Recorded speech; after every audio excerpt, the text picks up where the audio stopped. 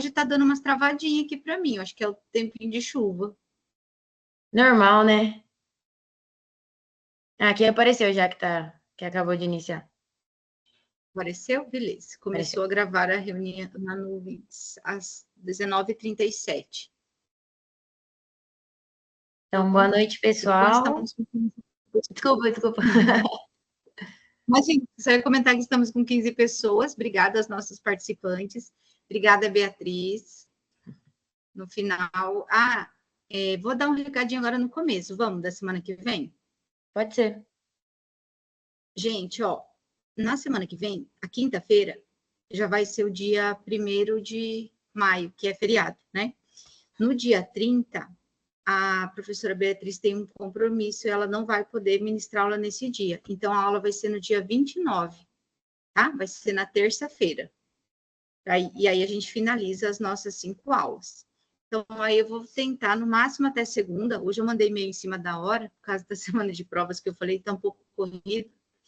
Mas aí até segunda eu encaminho o link para vocês.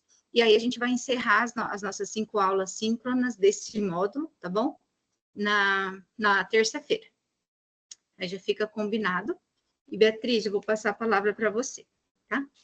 Obrigada, gente. Então, vamos para a penúltima aula, né?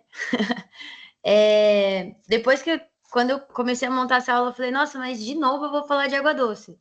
Talvez eu esteja sendo um pouco clubista, mas o que me deixou tranquila é que as 2 primeiras aulas não foi de água doce, né? Mas eu tentei trazer mais outros exemplos, depois no final vocês vão ver que eu não me prendi muito só a esse tipo de ecossistema. Mas o que eu separei para a gente conversar hoje é sobre o impacto das espécies exóticas nos ecossistemas de água doce. E a gente já tinha começado a falar um pouquinho delas na aula anterior, né? Quando a gente estava falando de cadeia trófica, rede trófica, o que, que acaba afetando, quem que come quem. E eu acabei dando uma pincelada principalmente na tilápia e no tucunaré, e eu disse que a gente conversava hoje. Então, o objetivo que eu quero que a gente consiga cumprir nessa aula é que a gente compreenda o que são espécies exóticas e o que são espécies invasoras, como elas são introduzidas, quais os impactos ecológicos que elas têm, os impactos econômicos, impactos também sociais, o que elas causam nos ecossistemas aquáticos, dando ênfase em rios, lagos e reservatórios. Mas aí no final eu trouxe uns exemplos mais gerais também para a gente discutir e quem sabe deixar vocês um pouquinho mais curiosos, que vocês possam pesquisar depois. Então, aqui eu trouxe uma imagem de um ecossistema de água doce, né? A gente consegue ver aqui a coluna d'água, algumas espécies nativas, umas espécies invasoras. Esse aqui é o famoso aguapé, né? Que a gente chama. Esse aqui tem gente que chama de aguapé também, só que como ele ocorre menos, talvez algumas pessoas não tenham visto ainda, mas é uma espécie nativa. E eu trouxe a famosa tilápia, que dá muita dor de cabeça, principalmente para quem trabalha com recurso pesqueiro. Aí, as perguntas que eu trago para a gente pensar, e pensando ao longo da aula, né, para tentar responder depois se uma planta, como o aguapé, por exemplo, cobrisse toda a superfície de um rio, o que vocês acham que aconteceria? E depois a outra pergunta se um peixe exótico, ele se torna um predador dominante de um lago, quais efeitos vocês acham que a gente vai ter em toda a cadeia trófica? Então, quero que vocês guardem essas perguntas na cabeça, porque a gente vai responder elas ao longo da aula. Eu estou vendo aqui que o João falou, tem o alface d'água também, sim. Quem vai bastante ali na região do Paranapanema, vê bastante alface d'água, vê bastante esse aguapé aqui, que tem aquela batatinha que quando eu era criança eu adorava apertar e fazer ploc, mas hoje eu percebo que, coitado, né, tava matando ela. Mas a gente tem vários tipos de macrófitas aquáticas, igual eu falei na aula anterior, mas hoje eu trouxe o enfoque principalmente na Ecornia craspis e eu vou falar dela um pouquinho mais para frente, porque ela é uma invasora dos nossos ecossistemas aquáticos aqui do sul. Então, para a gente começar, existem alguns conceitos que a gente tem que ter em mente. Então, o que são espécies exóticas? São organismos que são introduzidos fora da sua distribuição natural. Eles podem ser introduzidos de forma intencional ou de forma acidental. Então, são espécies que não são nativas dessa região e acabaram parando aqui por algum motivo. Para que essa espécie se torne invasora, ela precisa se estabelecer no ambiente, conseguir se reproduzir e, consequentemente, não tem como fugir em algum momento da sua invasão, ela vai estar causando alguns impactos ecológicos, e esses impactos podem se tornar econômicos e até impactos sociais, né? Afetando principalmente a saúde humana. Mas como que essas espécies elas chegam no ambiente? Como eu falei para vocês, pode ser de forma intencional ou pode ser de forma acidental. Um exemplo de forma acidental são as águas de lastro que vêm dentro do navio.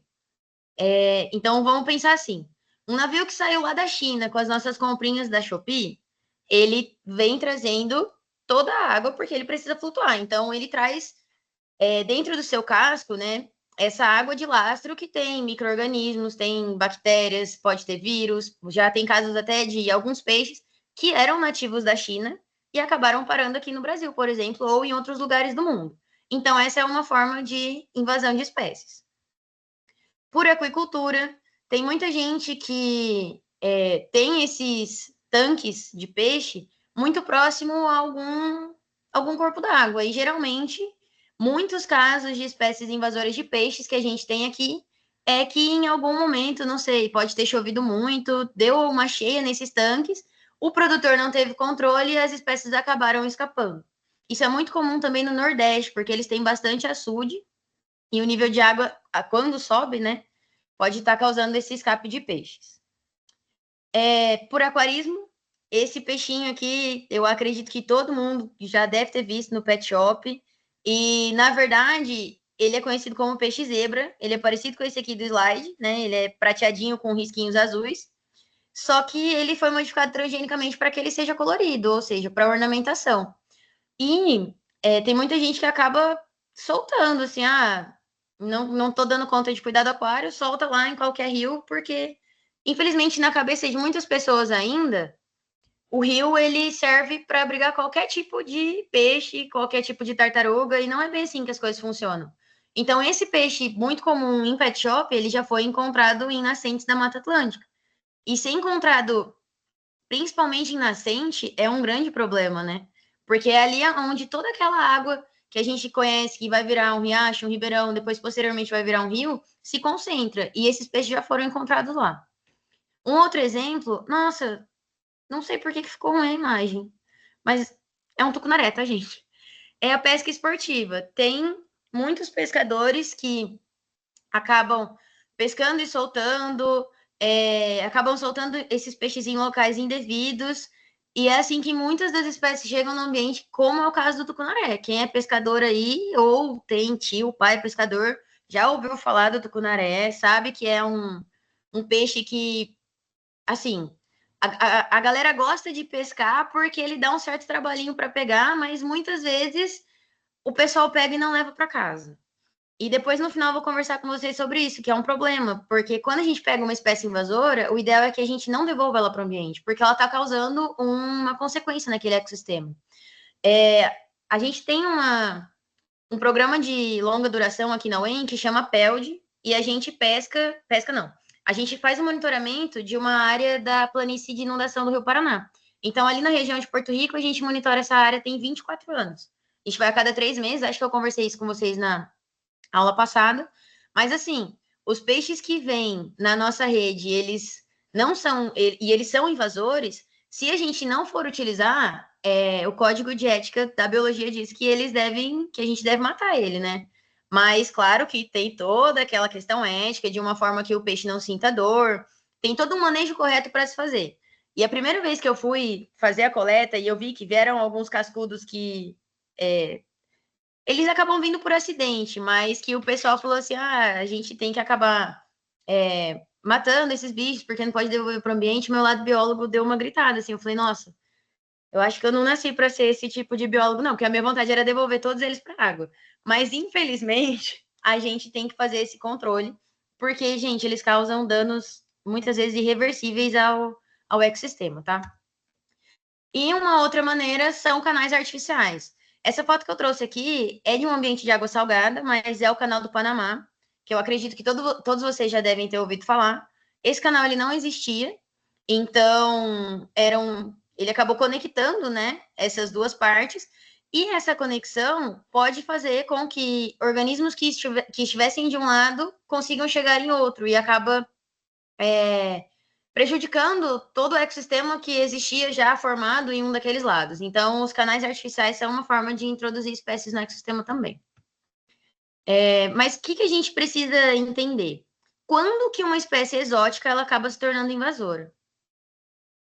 Da onde que elas vieram, né? Qual que é a origem? Vou contar para vocês ao longo da aula. Por exemplo, o tucunaré, a origem dele é amazônica, ele é da bacia amazônica, da bacia do Tocantins.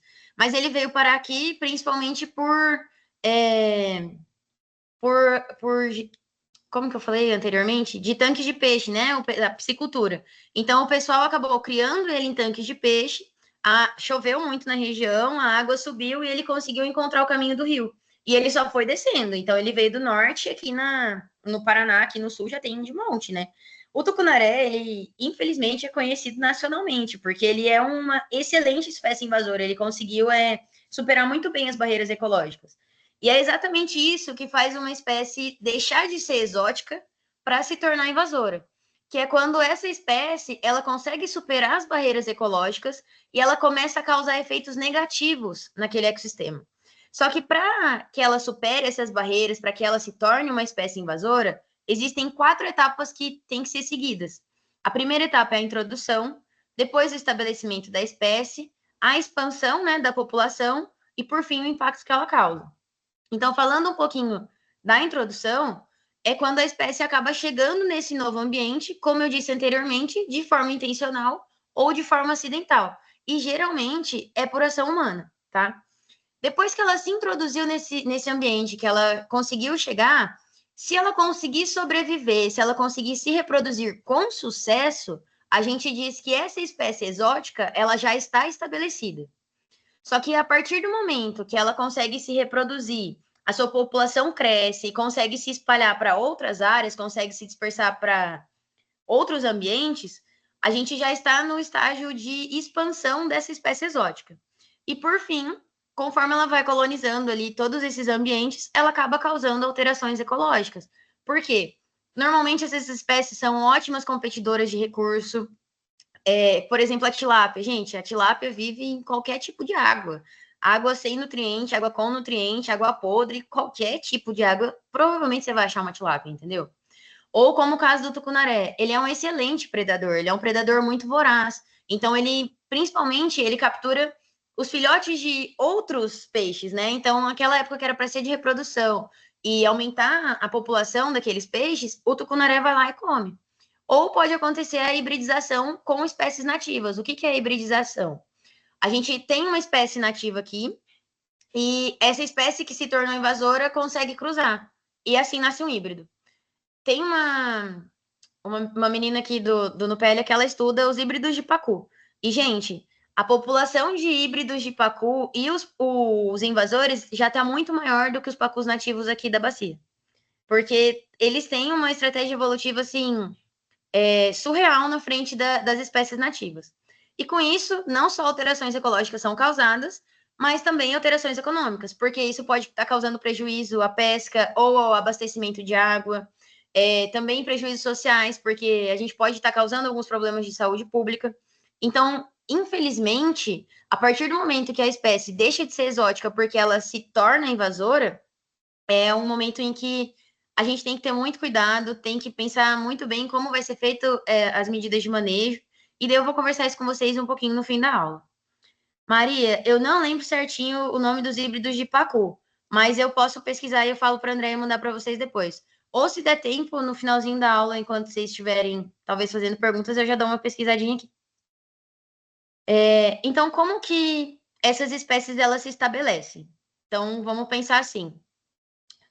Isso, tambacu. Tambacu é um dos híbridos de pacu. Mas voltando, né? Como que essas espécies exóticas elas se estabelecem? Porque não existe, normalmente, existe uma ausência de predadores naturais. Quem que come o tucunaré, gente? A gente, né? E olhe lá ainda. Na verdade, ele que come os outros. E muitas vezes essas espécies elas conseguem se estabelecer porque o ambiente em que ela foi introduzida provavelmente está alterado. Está alterado seja por poluição, por presença de barramento, ou porque a gente já está perdendo um pouco de hábitat, favorecendo algumas espécies que são oportunistas. E essas espécies, elas têm uma... Nossa, que bonitinho. Eu pensei tambaqui, tambacu, mas como eu não sabia certinho qual que é. Mas gostei, Matheus. Obrigada, tá? Essas espécies exóticas, elas têm uma competência ecológica. O que que isso quer dizer? Para que ela consiga se estabelecer nesse ambiente, ela não pode ter uma alimentação restrita. Então, a alimentação dela é generalista. E ela não pode também ter uma reprodução que, quando ela reproduzir, ela gere poucos filhotes ou que ela demore muito para gerar esses filhotes, né? Então, ela tem uma alta reprodução e, consequentemente, ela tem uma alta adaptação desse ambiente. A espécie também, ela pode se estabelecer por conta de um vazio ecológico. E o que que a gente chama de vazio ecológico? É quando um nicho, eu não sei se vocês estão familiarizados com essa teoria de nicho, no caso, mas o nicho é basicamente a função que a espécie exerce no ecossistema. Então, por exemplo, a gente tem peixes com funções plantívoras, eles comem o plâncton. Tem peixes carnívoros, eles se alimentam de outros tipos de peixe, se alimentam de carne. A gente tem peixes onívoros, tem peixes que são revolvedores de fundo. Então, esses vazios ecológicos é quando algumas dessas funções ecossistêmicas ainda estão disponíveis, ou seja, quando a gente ainda tem nichos disponíveis que não foram ocupados por espécies nativas. E geralmente tende a casar que essas espécies invasoras, elas ocupem esses nichos, porque elas são generalistas em quase tudo, né? Como eu falei, em alimentação, em reprodução, em tipo de hábitos que ela consegue se desenvolver. Normalmente também, nessas espécies exóticas, elas têm uma vantagem competitiva de que falta controle biológico. Por exemplo, tem uma amiga minha que ela estuda, ela é daqui do laboratório de parasitologia, e ela estuda uma piranha que é daqui da bacia do Paraná e uma piranha que é da bacia da Amazônia. E os parasitas que ela encontra na piranha daqui, ela não encontra na piranha de lá. Mas a piranha de lá, no caso, é uma piranha invasora aqui, tá? Então, os parasitas que ela encontra na nativa, esses parasitas não conseguem se desenvolver na invasora. Consequentemente, essa espécie não fica doente, né? Ou é mais difícil de ficar doente. Então, falta esse controle biológico, por isso ela consegue se estabelecer. E, por fim, um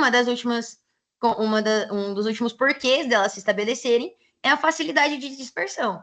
Então, por água de lastro é algo muito fácil. Eu acabei nem colocando no slide, mas tem uma espécie de alga, gente. Pensa, uma microalga que tem, sei lá, 100 micrômetros. Ela é invasora aqui no Brasil porque ela veio de água de lastro. Então, imagina num navio quanto que consegue caber dessa espécie, sabe? Pensando que a gente está falando em organismos microscópicos. Então, existe uma facilidade de dispersão para que ela chegue aqui. Com o aquarismo também, a aquicultura e aqueles outros métodos de introdução que eu falei para vocês anteriormente. No Lago de Itaipu é muito carente de peixe, mas tem muito tucunaré. Sim, é principalmente um dos impactos do tucunaré. E também tem alguns pontos, não no Rio Paraná, mas nos rios tributários, né? Que são aqueles rios que acabam entrando no Paraná. Como eles são muito fundos, a maioria dos rios tem muita cianobactéria. E, consequentemente, pode ter aquele problema de eutrofização que eu conversei com vocês na aula passada. Elas produzem toxinas e pode ser que alguns peixes de lá acabem morrendo por conta dessas toxinas que elas produzem. Então, o excesso de fitoplâncton, o tucunaré, que está muito bem estabelecido lá e consegue comer os filhotes dos outros peixes. Então, a gente tem N fatores que a gente... do porquê que existe menos peixe lá no Lago de Itaipu. Sem contar a construção da barragem, né? Que é um grande impacto causado ali naquela região. Só um minutinho. Pronto. Então, trouxe aqui um dos principais exemplos, né? Por exemplo, o mexilhão dourado, ele conseguiu se estabelecer muito bem porque ele se fixa em qualquer substrato mesmo, seja um pedaço de pau, um pedaço de garrafa PET que tiver jogado na água, ou até mesmo as turbinas de Itaipu. Ele é um grande problema, um dos principais problemas, eu acho que de Itaipu é a presença do mexilhão dourado. E ele conseguiu se estabelecer por isso, ele tem uma fácil fixação e ele é muito resistente ao ambiente. Já complementando, Marcos, o mexilhão também é um dos problemas da ausência de peixe, porque ele acaba filtrando muita água e ele contribui para que aquela água não seja tão turva, então seja mais transparente. Isso, consequentemente, facilita a predação de peixes muito vorazes como o tucunaré, entendeu? Que você acaba tendo... ele acaba não conseguindo se esconder tanto naquela água que não é tão turva. É igual no Rio Paraná. Quando, não sei, né, se vocês já foram para lá, mas o pessoal ali agora começou há um bom tempo começar a frequentar o Rio Paraná porque ele está transparente. E, gente, vocês não conseguem pescar lá, sabe? O que se pescava anteriormente não se pesca mais. E essa transparência, ela se deve por conta da existência das barragens. E é surreal. Tem ponto que a gente vai fazer coleta, tem 4 metros e a gente consegue ver o fundo. E lá também tem um problema de uma raia invasora. Então, essa invasão de espécies, essa presença de barramento contribui para todo esse caos no ecossistema e, consequentemente, como eu falei anteriormente, para a pesca, né? É um dano que acaba vindo para nós, seres humanos. Então, os serviços ecossistêmicos, eles estão comprometidos. Um outro exemplo de uma espécie que conseguiu se estabelecer bem é o aguapé. Por quê? Porque ele consegue crescer muito rápido. Ele tem um ciclo de reprodução muito rápido. Ele se desenvolve muito bem em águas que são eutrofizadas. E, infelizmente, o aguapé não tem predador. Quem que come macrófita aquática? Ninguém. Muito pelo contrário, acaba utilizando as raízes para fazer de habitat, né? Alguns pequenos peixes acabam ficando por ali. E aqui eu trouxe para vocês. Gente, isso aqui é um lago. E assim, nessa foto tá generoso, mas tem lugares lá que a gente não consegue entrar com o barco mais porque ele já foi inteiro tomado de água-pé. Eu não falei antes, mas essa foto aqui é de uma das turbinas de Itaipu. Olha o tanto de mexilhão que tem. E eles se fixam igual as cracas que a gente vê na praia. Eles não saem fácil, não é só passar a mão assim. Eles não saem, tem que ficar raspando. E eu sei que Itaipu gasta milhões por ano para conseguir fazer o manejo. E por fim, né, a tilápia, que ela encontra uma abundância de alimento e ela não tem tanto predador assim, principalmente se for em represa. Gente, a tilápia ela é originária da África e ela tá aqui, entendeu? Mas eu vou falar um pouquinho mais deles agora. Então vamos lá. O mexilhão dourado, que é o Limnoperna fortunei, ele é originário da Ásia. Só que ele chegou no Brasil mais ou menos em 1990 por conta de água de lastro de navios. E ele se reproduz muito rápido, se fixa muito bem, como eu falei anteriormente. Isso causou impacto não só ecológico, mas também econômico, porque ele obstrui tubulações, sistemas de captação de água, principalmente ali em Itaipu. E quando ele acaba competindo com moluscos nativos, que são moluscos daqui, ele ganha. Porque a filtração dele é muito mais eficiente, ele tem uma fixação muito maior e não tem predador de mexilhão, né, gente? Como eu falei para vocês, ele é um filtrador eficiente. Então, ele filtra muito bem e ele filtra muito rápido. Isso altera a turbidez da água, altera a composição do fitoplâncton e facilita principalmente o crescimento das cianobactérias. Então, vamos pensar na aula da semana retrasada, que está tudo interligado na rede trófica, né? Eu estou falando do mexilhão, só que o impacto dele vai ser no fitoplâncton, que vai ser na cianobactéria, que facilitando o crescimento dela pode estar influenciando nos peixes. Então é tudo interligado. Por isso que na ecologia não adianta a gente pensar numa caixinha, são várias caixinhas, a mente vai explodindo assim. E são várias respostas que a natureza nos dá, né? Mas tem uma coisa que a gente tem que pensar, porque às vezes a gente acaba pensando assim, ele é um filtrador muito bom, ele traz benefícios. Mas, na verdade, essa limpeza que ele faz é superficial, porque não é só um benefício que ele traz, ele está alterando toda a base alimentar. Então, ele tem um benefício, só que a longo prazo, o malefício é muito maior, entendeu? Um outro exemplo que eu trouxe são dos dois principais peixes invasores, né, que a gente conhece aqui, que é a tilápia e o tucunaré. A tilápia, ela tá no Brasil, tem registros de entre 1950 e 1970, e o tucunaré ele foi introduzido intencionalmente para pesca. Então, os pescadores, né, que gostam de fazer aquela pesca esportiva, trouxeram ele para cá justamente para poderem pescar. Tudo bem, né? Ok, gostos, mas acabou afetando o ecossistema inteiro. E qual que é o problema deles? A tilápia, ela é muito generalista, ela se reproduz em uma taxa muito alta e ela consegue competir por alimentos e espaços com peixes nativos. E nessa competição ela ganha. Ali no Parque do Ingá, eu falo pensando que vocês moram em Maringá, né? Mas na verdade tá todo mundo espalhado. Mas aqui em Maringá tem um lago urbano em um parque E, gente, lá a maioria, sei lá, 90% dos peixes é tilápia. Principalmente porque ela consegue se desenvolver naquele ambiente que é um ambiente eutrófico tomado por cianobactérias. Então, as espécies nativas não conseguiram se desenvolver, mas a tilápia sim. E ela conseguiu colonizar aquele ambiente. E o tucunaré é a mesma coisa, só que ele ainda tem um fator a mais do que a tilápia. Porque o tucunaré, ele é um predador muito forte. Não tem quem ganha dele, assim, no rio. Talvez ali com o dourado ele dá uma briga boa, e o dourado a gente não pode pescar, mas ele come principalmente os filhotes de dourado. Por isso, ele é um dos motivos da pesca do dourado ser proibida. Porque o dourado é uma espécie que está quase extinta, digamos assim. Justamente porque ele não consegue se reproduzir tanto porque o tucunaré come os filhotes. Então, ele acaba, como eu coloquei aqui, né? Ele acaba afetando os peixes pequenos e também os invertebrados aquáticos que eles conseguem comer. E tudo isso gera consequências, como eu já falei para vocês. Tem um efeito cascata na rede trófica. Então, lembra quando eu conversei semana passada que tem aquele efeito bottom-up, que é o efeito dos produtores primários afetando os consumidores? Nesse caso, é um efeito top-down, que é dos consumidores afetando a produção primária. Então, você tem. O problema não é só o peixe ali inserido, mas é porque ele está afetando toda a rede trófica. E com isso, ele acaba reduzindo a diversidade nativa. Então, quanto menos espécies nativas a gente tiver, mais fácil vai ser para que eles colonizem. Então, a tendência é menos espécies nativas, maior abundância de espécies invasoras.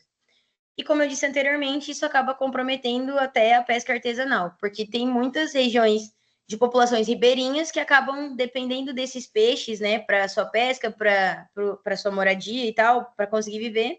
E, infelizmente, essas espécies invasoras influenciam nesse nicho também.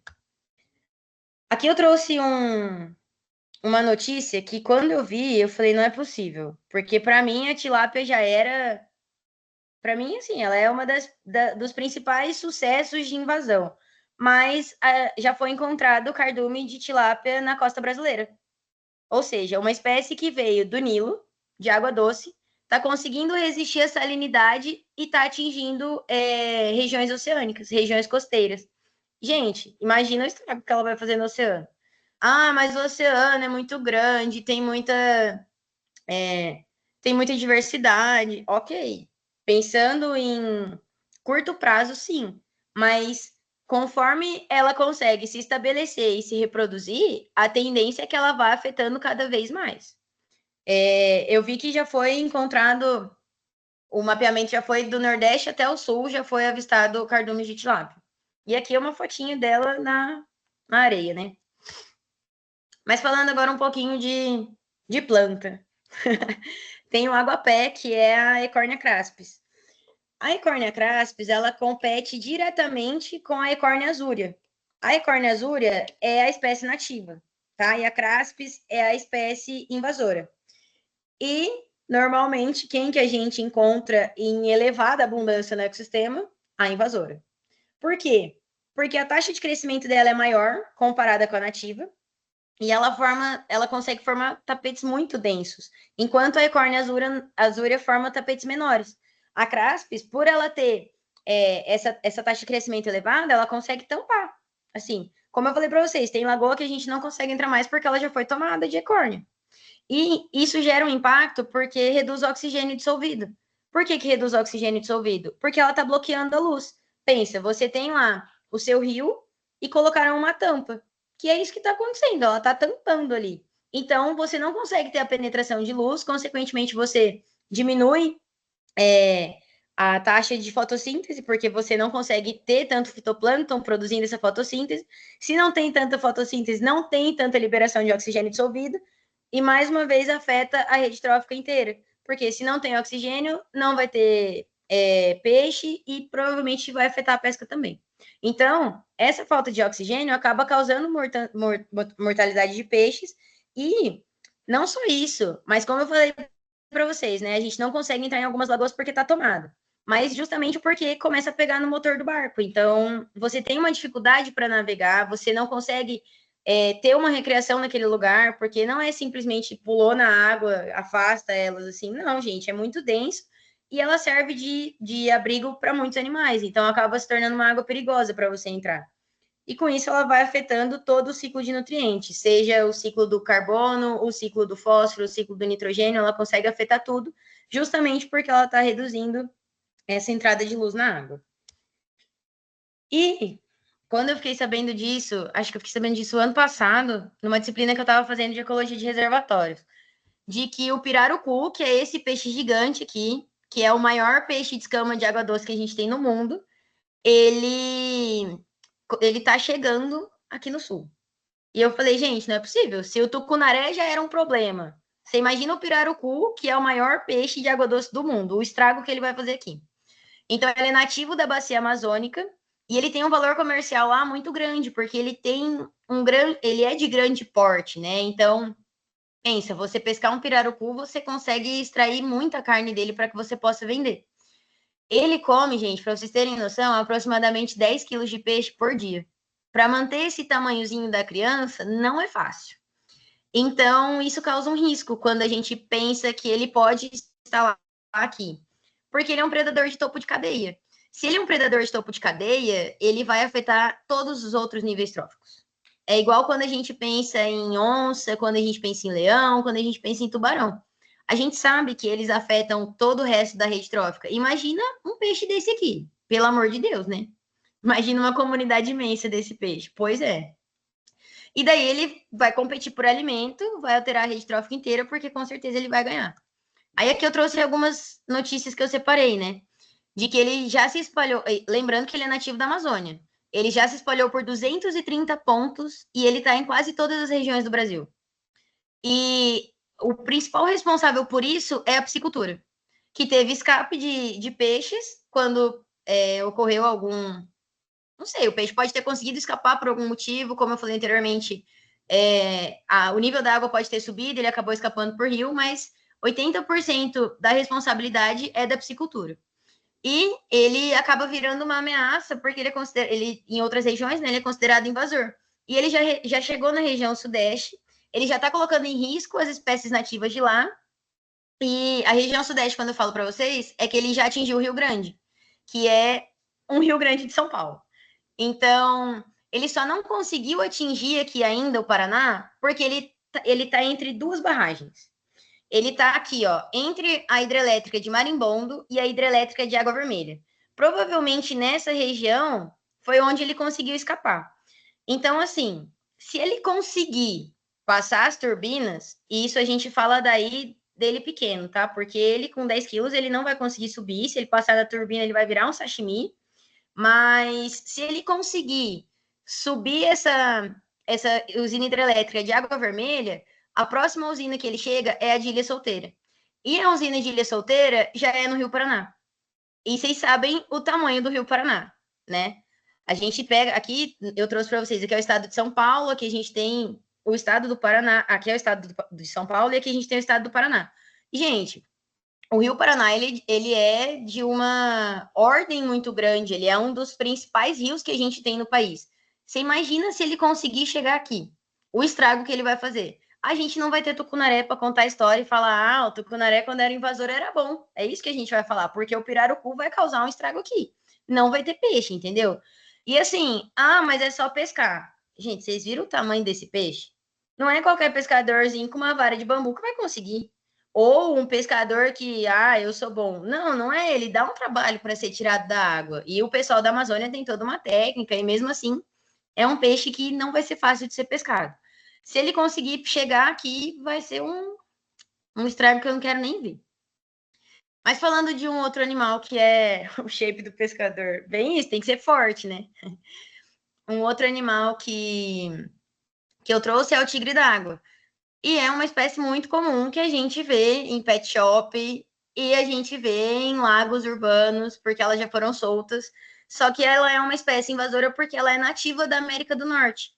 E ela conseguiu ser introduzida aqui no país porque ela é um animal de estimação muito popular. A criança quer um cachorro, daí o pai vai lá e compra uma tartaruga, porque tartaruga é mais fácil de cuidar. começa a crescer, porque não é tudo flores, não é aquele bichinho pequenininho, fofinho que a gente vê no pet shop. Quando começa a crescer, não quero mais. Vai lá e coloca em qualquer corpo d'água. Então, por ela ser invasora, ela compete com as tartarugas nativas daqui. E elas competem também por áreas de basking, né? Que a gente chama, que são áreas de descanso ao sol. Quando a gente vai em alguns parques, vai ver a tartaruga lá lagarteando, como a gente fala, tomando sol, e elas conseguem competir e ganhar.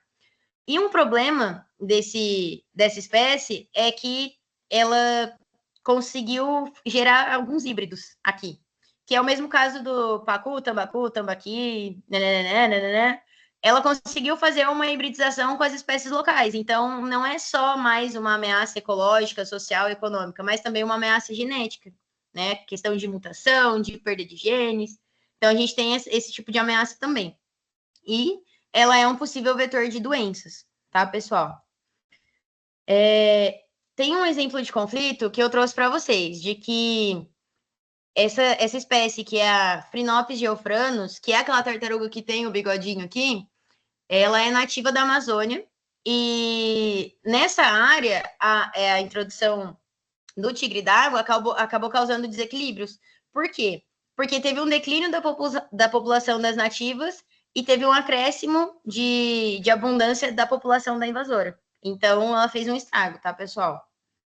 E eu trouxe um exemplo que eu gosto muito dele, mas não porque... Na verdade, falar gosto muito é meio errado, né? Porque foi um quiprocó danado.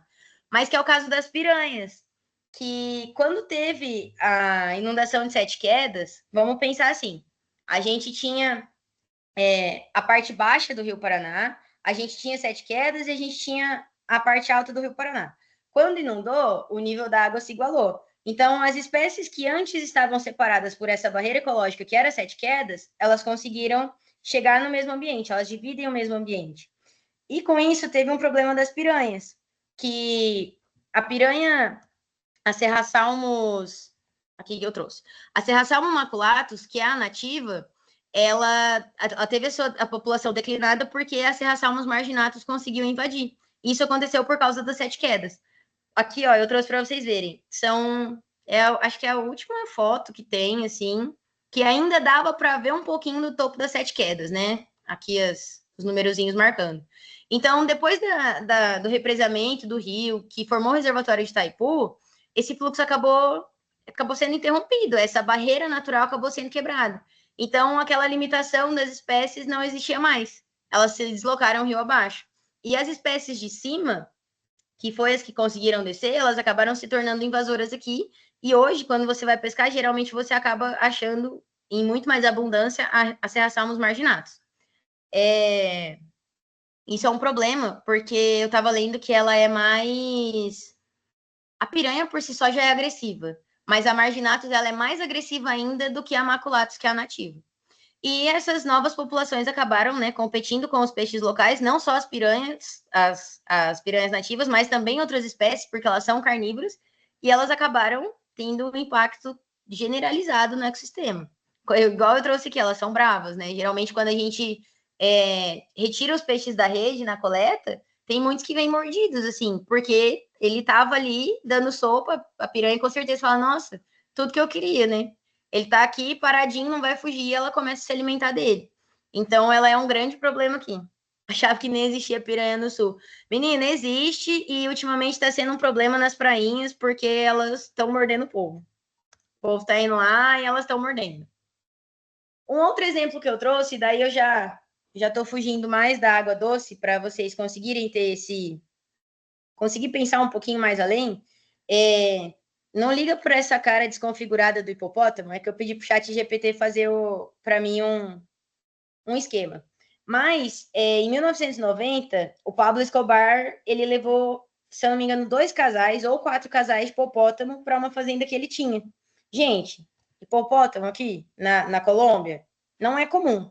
Só que o que aconteceu? Não existe predador natural. Quem que come hipopótamo? Ninguém. Na África, o hipopótamo come todo mundo e às vezes ele é caçado. Assim que ele morre, digamos assim. Essa que é a predação dele, né? A caça. Mas eles conseguiram se reproduzir muito bem. Tem cerca de mais de 150 indivíduos. E ele altera a qualidade da água, ele traz um risco para a fauna local, ele tem um desequilíbrio trófico gigante, porque além dele comer, além dele comer ali, né, dele se alimentar, ele também produz, digamos assim, excretas de muito peso. Então, também tem toda a questão de gás que ele libera. E, gente, não tem o que faça tirar ele de lá. E ele é um grande problema na Colômbia, porque o manejo ainda não conseguiram achar um manejo efetivo. Tem algumas tentativas, dá uma diminuidinha, mas logo depois estoura mais um pouco da população. E, como eu falei para vocês, né? Ele não tem predador natural e, querendo ou não, ele pode ser um bicho agressivo. Então, ele causa impactos também para as populações ribeirinhas. Então, eles já tentaram fazer esterilização, já tentaram transferir para zoológico, já tentaram abater e mesmo assim não funciona. É um grande problema lá, viu? Porque ele não tem, assim. Talvez um crocodilo comeria ele, mas o porte dos jacarés que a gente tem aqui não é suficiente. E, gente, para um crocodilo comer ele, ele tem que estar dando muito mole, ou ele já tem que estar com um pé na cova, outro no sabão ali e ser uma presa fácil, sabe? Vê com ele, sim. Vê com ele e conta pra gente. Mas quais, então, são as consequências ecológicas e econômicas? Que eu falei que existem consequências, mas quais são?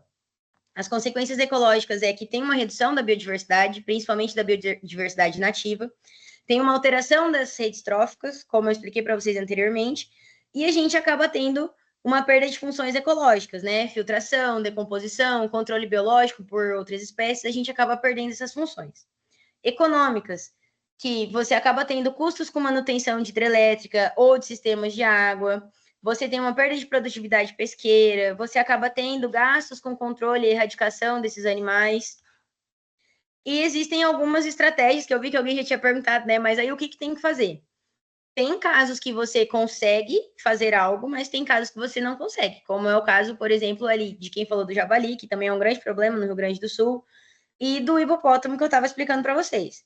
Mas, por exemplo, a gente pode estar fazendo para controlar, então, uma remoção mecânica, que é, vamos pensar, aquele lago, aquele rio tomado de água a pé, a gente começa a puxar mecanicamente, seja com escavadeira. Depois coloquem na internet. Tem casos, tem fotos de algumas escavadeiras assim meio submersas e um monte de água a pé sendo removida.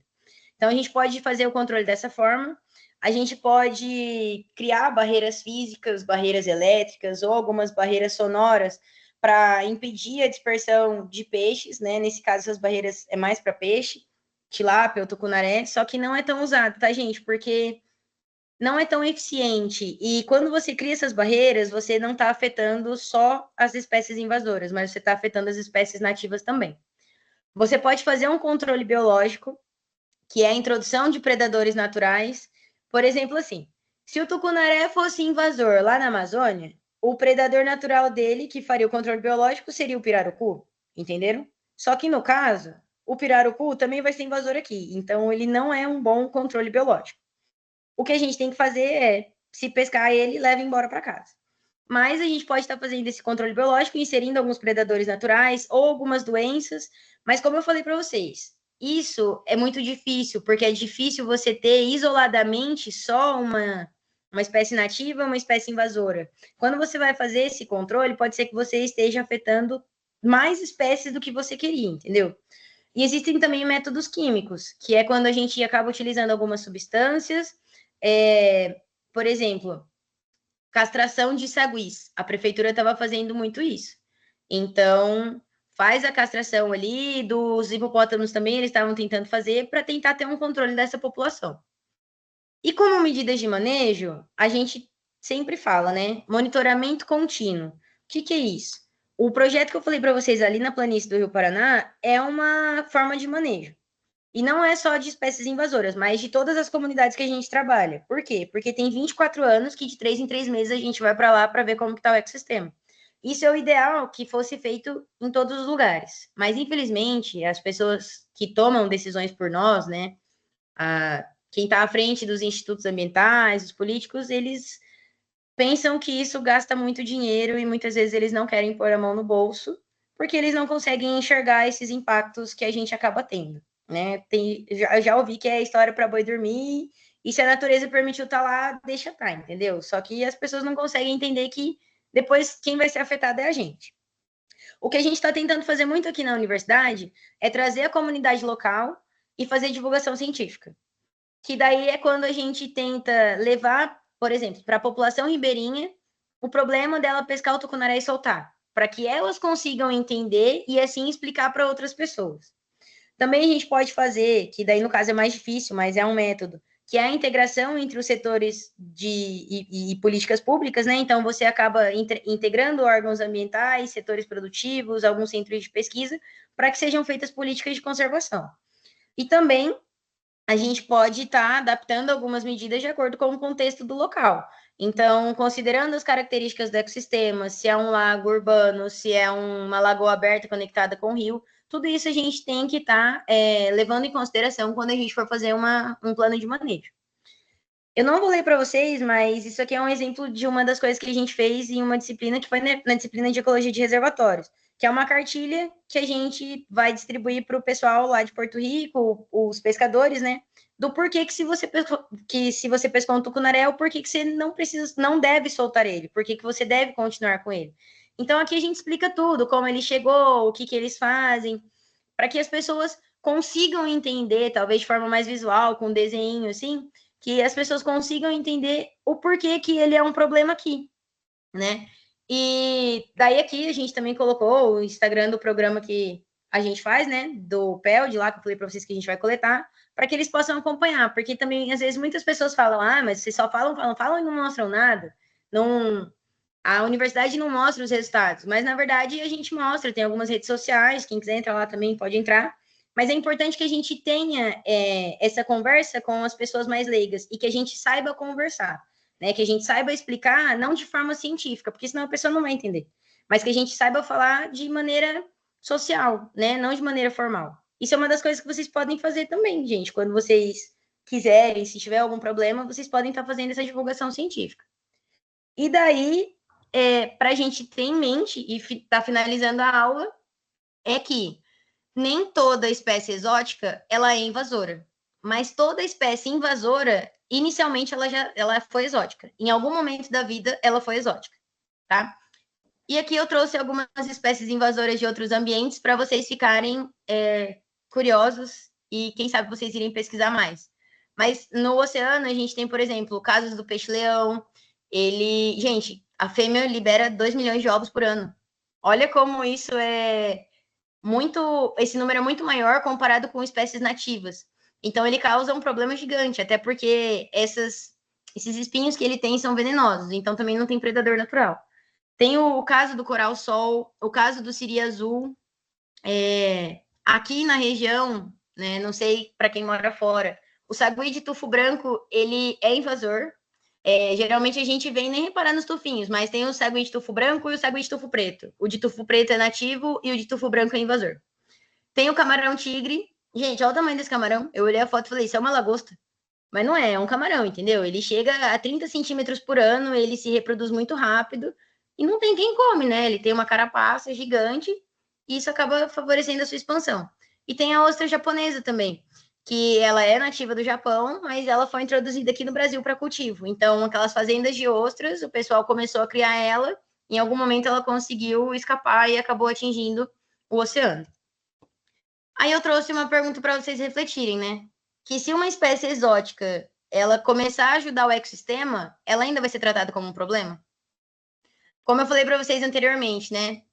Tem o caso do aguapé, que acaba gerando forrageio e esconderijo para alguns peixes. Tem o caso do mexilhão dourado, que acaba fazendo a filtração da água. E muitas vezes a gente pode começar a pensar, nossa, mas isso é benéfico, né? Então, será que, mesmo ela gerando e ajudando o ecossistema, será que ela ainda é um problema? E a resposta é que sim. Que se ela não fosse um problema, ela não seria considerada invasora. Ela seria considerada exótica. Só que a partir do momento que ela consegue se reproduzir e se estabelecer, que ela invade de fato esse ecossistema, gente, não tem como. Ele pode estar filtrando a água que for, o aguapé pode estar oferecendo o que for de esconderijo, de alimento, mas o benefício que ele causa é muito menor do que o dano que ele gera no ambiente. Então, o que a gente tem que pensar é, a espécie, ela é exótica, a gente tem que cuidar para não ser invasora, porque ela vai gerar um problema, entendeu? E daí eu queria que vocês tivessem isso em mente, porque muitas vezes a gente ouve exótico, invasor, não sabe qual é qual, não dá a devida importância, mas o invasor é aquele perigoso, aquele que causa danos e pode causar danos até pra gente. E daí, para finalizar, a nossa próxima aula, a última aula desse módulo, ficou então para o dia 29, e a gente vai conversar sobre como que os animais se comunicam. Então, como que o passarinho entende que o passarinho que está cantando do lado está falando, e aí, tudo bem? Como que ele entende isso? Como que a beluga consegue se comunicar por aquele sonar, o uivo, os morcegos? E daí eu encontro vocês na semana que vem, tá? Mas com todo o risco ambiental, como que os órgãos públicos cedem licença para o cultivo no caso das ostras? É que, na verdade, tem N coisas por trás, né? Tem muita coisa que é só fachada, de que enche a boca para falar de que estamos cuidando do ambiente, mas, na verdade, não estamos cuidando do ambiente. Tem gente que, às vezes, tem contato, que consegue assinar o laudo para que cria a ostra, e muitas vezes essas pessoas, elas são espertas, elas conseguem fazer um projeto muito bem redigido que acaba enganando. Se garante que não vai ter escape de peixe, jamais, nunca, em hipótese alguma, mas o que ele coloca no projeto não é nada que ele coloca em prática. Para vocês terem uma ideia, tem um pesqueiro aqui da região que tem pirarucu, gente. Tem pirarucu, e é um pesqueiro super famoso, entendeu? Agora você imagina se dá uma chuva e esses peixes conseguem escapar.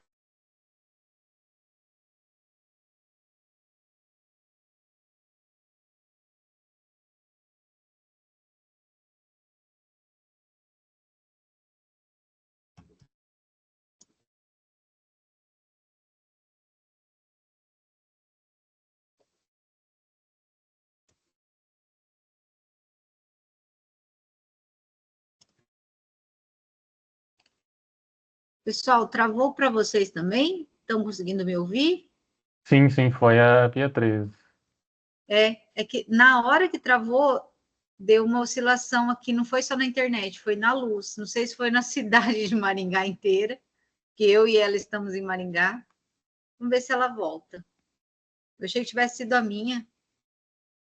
Foi para deixar o suspense do pirarucu. O É, que será que acontece? a Aí. hora que ela falou do pesqueiro aqui que tem, eu já quero saber qual. E caiu, ela caiu da transmissão. Deixa eu ver se ela me mandou uma mensagem. Acabou a energia. Suspeitei.